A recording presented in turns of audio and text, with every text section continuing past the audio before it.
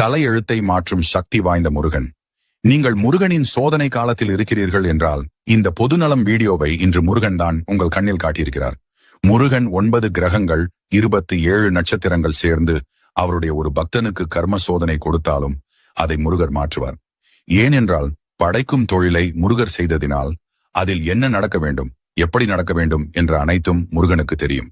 ஆதனால்தான் தன்னுடைய பக்தர்களுக்கு கடலை போல் அள்ளி அள்ளி கொடுக்கிறார்.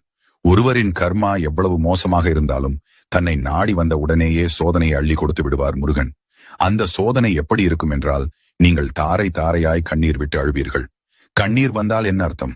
உங்கள் கர்ம வினைகள் கரைகிறது அந்த கண்ணீரின் வழியாக.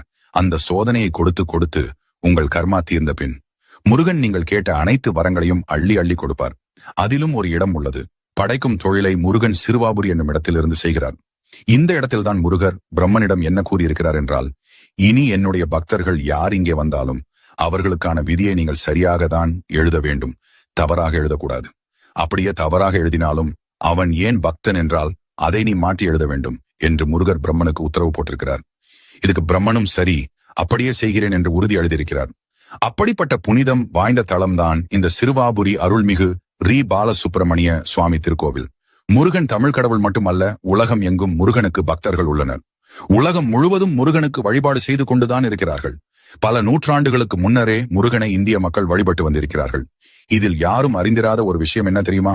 நம் தமிழ் கடவுள் முருகன் நிறைய ஆந்திர மக்கள்களின் குலதெய்வமாக இருந்திருக்கிறார். சிறுவாபுரி சென்று சொந்த வீடு வாங்க வேண்டும் என்று வேண்டினால் அப்படியே நடக்குமாம்.